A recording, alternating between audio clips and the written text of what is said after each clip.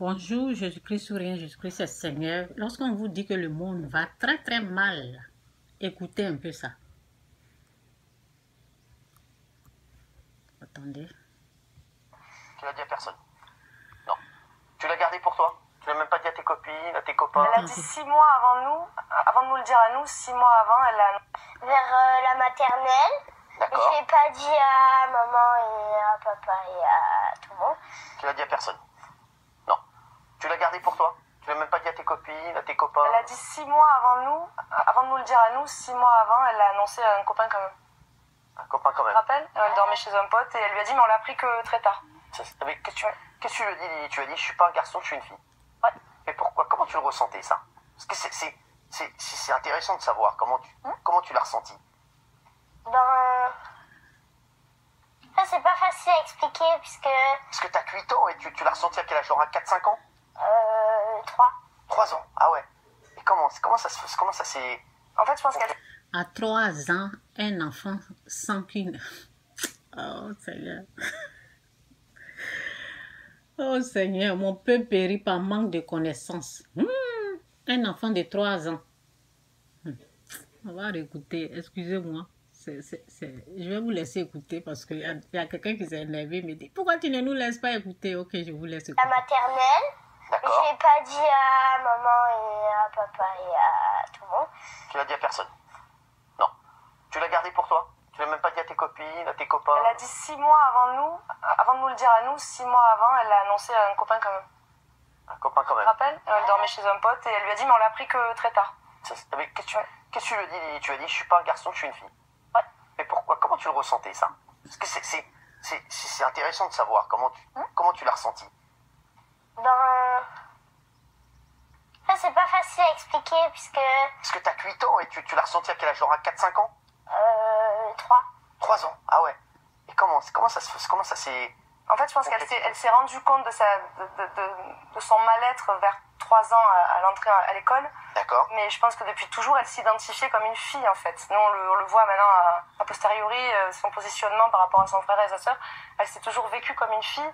Et c'est à l'école qu'elle a pris conscience elle n'était pas genrée comme il fallait et que ça lui convenait pas du tout les groupes dans lesquels elle allait. Donc elle a commencé à développer des petits troubles déjà. Si jeune âge, elle sent qu'elle n'était pas à sa place. Rentrer dans une classe de 2e année de maternelle et demander l'heure. Les filles d'un côté, les garçons de l'autre. Il n'y en a pas un qui se trompe.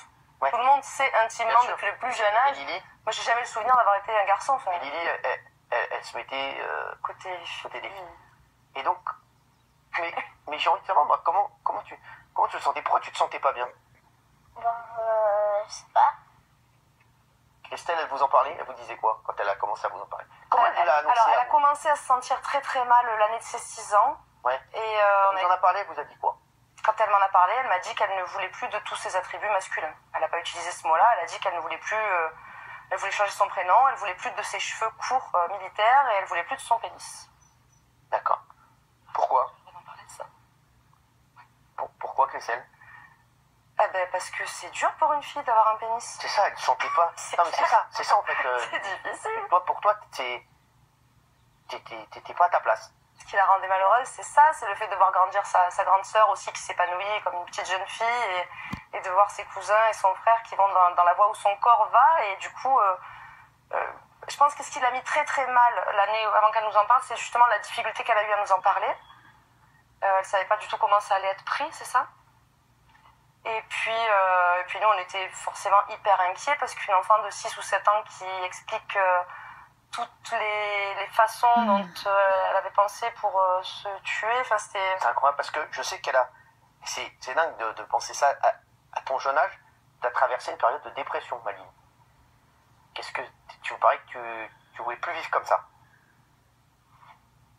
C'est dur à évoquer pour elle cette période-là parce que en fait le corps humain... Ça veut dire que la mère est d'accord avec ça. Bon, on va aller dans la parole. Franchement, le monde là va à sa pète. Bon, Genèse 3, verset 10, c'est dit. Il répondit, j'ai entendu ta voix. Ok, c'est Adam qui dit à Dieu, quand Dieu cherchait Adam, où es-tu? Et Adam répondit, Il répondit, j'ai entendu ta voix dans le jardin et j'ai eu peur parce que je suis nu et je me suis caché. Maintenant, Dieu lui demande, et l'Éternel Dieu dit, qui t'a appris que tu es nu? Est-ce que tu as mangé de l'arbre dont je t'avais défendu de manger? L'homme répondit, la femme que tu as mise auprès de moi m'a donné de l'arbre et j'en ai mangé. Ok, Dieu a dit qui t'a appris. Donc, je peux demander à l'enfant, qui a appris à cet enfant-là qui n'est pas un garçon, il est une fille. Ben, c'est le diable qui fait ça, en fait. C'est Satan. Vous avez dit qu'il est tombé malade et voilà, il veut se suicider. L'esprit qui veut le pousser au suicide, là, c'est l'esprit du diable. C'est Satan qui met des choses comme ça dans sa pensée. Mon peuple périt par manque de connaissances. Un enfant de 3 ans qui se... Franchement. Ok? Donc, je vais relire encore et puis bon. Genèse 3, verset 10, c'est dit.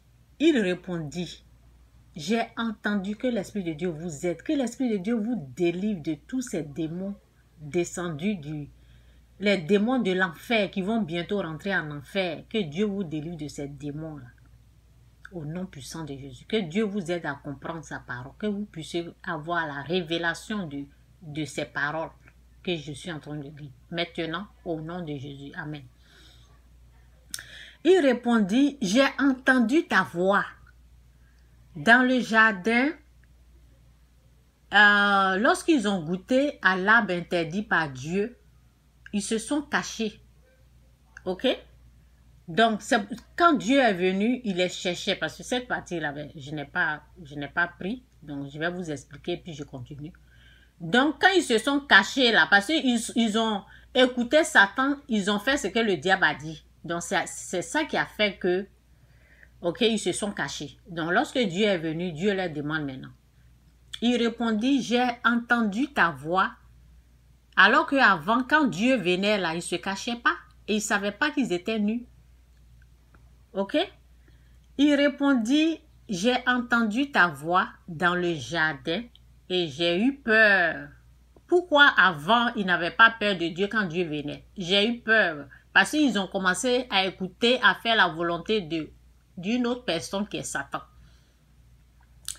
Il répondit, j'ai entendu ta voix dans le jardin et j'ai eu peur parce que je suis nu. Et je me suis caché. Et l'Éternel Dieu dit, qui t'a appris que tu es nu? Est-ce que tu as mangé de l'arbre dont je t'avais défendu de manger? L'homme répondit, la femme que tu as mise auprès de moi m'a donné de l'arbre et j'en ai mangé. Donc, c'est Satan qui est en train de déranger cet enfant-là. C'est un démon qui est rentré en lui. Donc, on va voir ici, il y a une qui témoigne. Il y a une autre qui témoigne. Ok? Comment les démons là. Donc, on va reprendre ici là. Vous allez comprendre. Alors, est-ce que c'est vraiment Raka, le démon que tu disais appeler, J'ai un alter ego. qui t'a par contre, permis c'est vrai. de devenir Non, par contre, ça c'est vrai. Rappelle-toi, tu faisais des lives à l'époque sur TikTok. TikTok n'était pas démocratisé, hein. Ouais. Encore, je sais même pas si ça s'appelait encore TikTok. Non, ouais. Jikali, non. Je crois que c'était TikTok. C'était TikTok, ok. Bon, anyway, tu faisais des lives dessus, tu te mettais des œufs, de la farine, de la nourriture. Tu disais que tu invoquais un démon et que c'était grâce à lui que tu devenais célèbre. En fait, je savais pas que c'était. En fait, j'ai appris que c'était un alter ego, en fait. Et donc, du coup, c'est vrai que des fois, finalement, je sors de moi-même. Et des fois, c'est Raka qui prend place. Non, mais en fait. Du gros pipeau, Raka, dis-moi la vérité. Non. Écoutez, l'homme ne peut pas sortir de lui, mais elle n'explique pas cette partie-là bien. C'est l'esprit qui rentre. Donc, elle peut...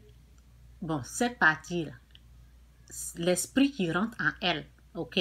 Parce que l'homme, c'est comme une maison où l'esprit peut venir habiter.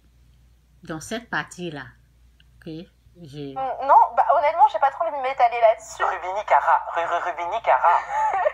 S'il te Il y plaît, a... dis-moi la vérité, regarde-moi droit dans les yeux. Ouais. Raka, tes démons, tes invocations, c'était une manière d'attirer le public.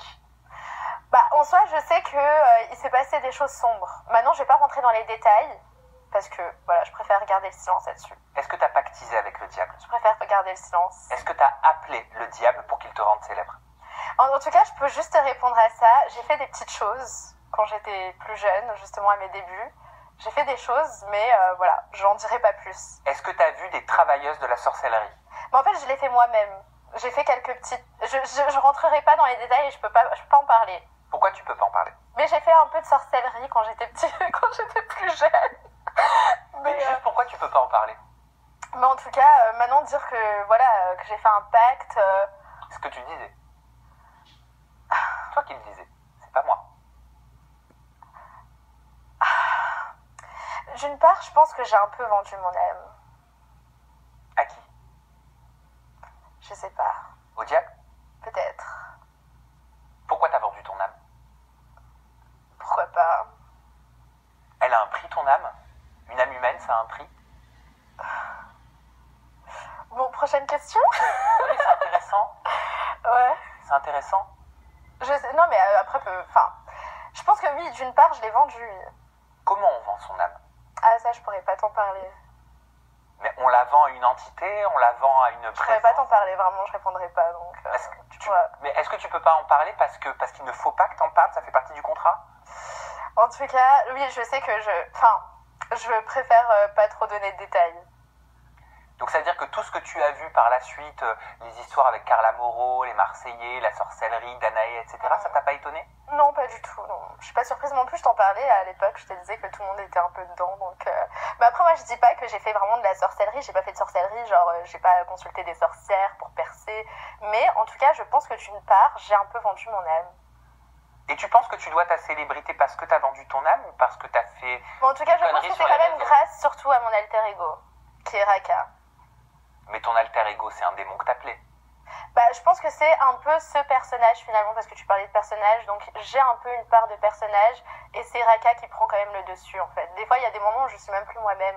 C'est-à-dire que tu sous-entends qu'il y a... Surtout au studio, quand j'enregistre et quand j'écris mes sons, parce que moi j'ai commencé par la musique, et de base, ouais, surtout quand j'écris mes sons, je ne suis plus moi-même, c'est même plus moi qui écris. C'est-à-dire que tu sens que tu n'es Je plus... sens que je perds le contrôle.